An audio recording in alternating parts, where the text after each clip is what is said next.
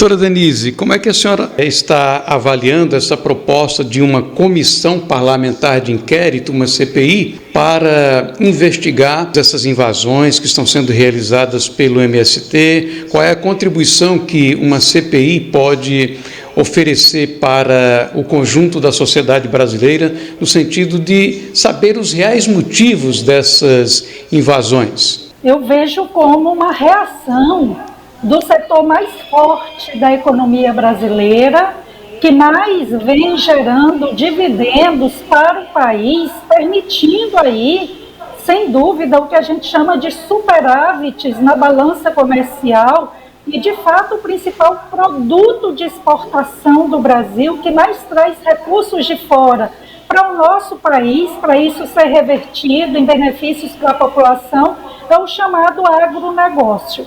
Infelizmente, há uma difusão de que o agronegócio está associado ao grande latifúndio, mas não. O agronegócio comporta desde o pequeno produtor rural até as grandes empresas de exportação, de produção de soja, de milho. Então, é importante a gente saber que não há um único perfil de produtor rural. Há distintos perfis, mas, antes de tudo, são pessoas que se dedicam do nascer ao pôr do sol ao cultivo da terra, à criação de animais, enfim, levar comida de qualidade a preços razoáveis para a mesa do brasileiro e de cerca de 1/3 da população mundial.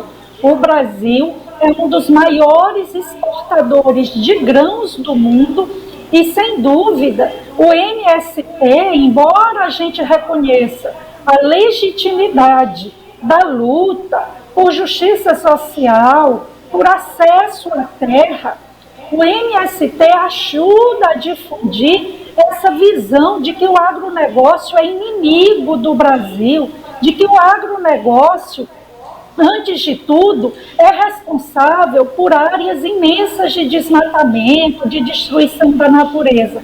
Quando nós temos, na verdade, Arivan, quem nos acompanha, uma das legislações mais rigorosas do mundo, que tem um pedaço de terra para cultivar, para se dedicar à pecuária, tem que reservar um percentual de mata nativa intocável, tem que preservar as nascentes d'água, os mananciais. Nós temos apenas um percentual de terras agricultáveis no Brasil e investimento em tecnologia, principalmente com o apoio da Embrapa, é que permite que em pequenas extensões de terra a gente tenha uma produtividade bem maior do que países mais desenvolvidos, como a França. Então, eu vejo como uma iniciativa do Congresso Nacional e, preocupado com esse retorno de invasões em terras produtivas, vem querendo buscar respostas para quem está por trás do MST. Eu encerro essa minha primeira intervenção convidando quem nos acompanha a fazer uma consulta ao site do MST, mst.org.br. Pesquise lá, onde tem o link Quem Somos, Como Surgimos. Não tem qualquer indicação de nomes dos responsáveis pelo MST. Não tem quem foram os criadores do MST, embora a gente saiba de alguns nomes. Por que eles usam essa estratégia, Arivan, quem nos acompanha? Para não assumir qualquer responsabilidade por invasões que no passado foram violentas, matavam gado, destruíram centros de pesquisa para aumento da produtividade com depredações. Vacas que estavam até prenhes de bezerrinhos foram completamente retalhadas quando estavam no campo, às vésperas de dar à luz. Então, é necessário, de fato, buscar a pacificação no campo e é perfeitamente possível conciliar a agricultura que eles chamam baseada no que seriam produtos sem os chamados defensivos agrícolas, que eles chamam de agrotóxicos, os chamados produtos orgânicos. É possível conviver com a agricultura familiar, mas deixe quem produz, quem gera comida a preço barato, acessível e de qualidade, porque é submetida a rigorosa fiscalização, trabalhar em paz. A questão das terras produtivas e, inclusive, a depredação, né, o crime que se pratica destruindo, inclusive, experimentos científicos. Olha, Ivan, eu diria que o problema não é falta de legislação. O problema é, antes de tudo, falta de disposição de aplicar a lei.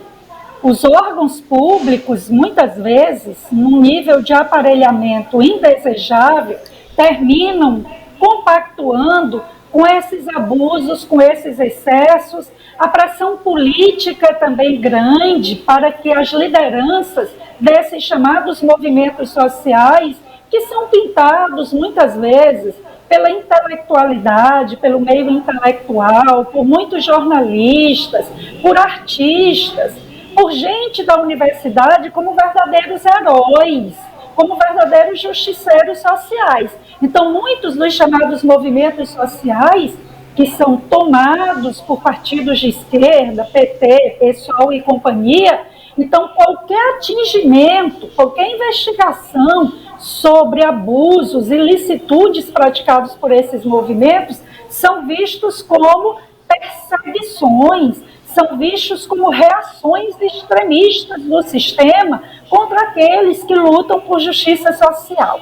Porque a esquerda foi muito eficaz no discurso de que eles têm o monopólio da virtude, que só eles podem falar em nome da justiça social, em nome da distribuição de terra. E aí, quando você confronta com a realidade, não é, Ivan, quem nos acompanha, o tão atacado governo Bolsonaro, são dados reais, pesquisem, distribuiu mais títulos de propriedades de terra no país, 400 mil títulos de propriedade de regularização da terra para famílias do meio rural, que os governos Lula e Dilma somados não chegaram a isso. Por quê? Porque a esquerda quer continuar dominando a população a partir exatamente da sujeição dessa população à condição de pobres, de miseráveis, que tem que mendigar ao papai Estado que lhe dê migalhas, sem querer dar autonomia, independência para essas pessoas decidirem o que fazer na sua vida, produzirem seu próprio sustento. Então, se você observa também no site do MST, eles fazem questão de dizer, veja que interessante, mesmo que a pessoa, a partir de nossas lutas, consigam a terra, elas continuam vinculadas ao MST, porque a gente tem que continuar lutando. Tudo bem, lutar por infraestrutura, lutar para ter uma escola rural, ou transporte escolar para os filhos dessas famílias assentadas, mas o que eles querem, na verdade, é continuar com um exército recebendo ordens, como se essas pessoas devessem ao MST para cumprir ordens, para ir ocupar prédios públicos em manifestações, para ocupar propriedades. E aí vejam a seletividade desses movimentos. Encerro com esse exemplo. No governo FHC, Fernando Henrique Cardoso, ele tinha uma fazenda que não era de grande porte. Foi invadida. Tivemos o caso do famoso sítio de Atibaia, também uma propriedade rural atribuída ao Lula, à família do, na época era ex-presidente, hoje atual presidente. O sítio nunca teve qualquer ameaça de ocupação, de invasão, e era um sítio recreativo, digamos que seria uma propriedade improdutiva. Então, eu espero que a população cada vez mais acorde. Queremos justiça no campo, mas queremos também paz no campo. Queremos que aqueles que produzem sejam respeitados, vivam suas vidas tranquilamente, e aqueles que não têm terra e querem ter o seu pedaço de terra para tocar sua vida, criar sua família, buscar seu sustento, que essas pessoas, pelos meios legais, legítimos, reivindiquem o acesso à terra.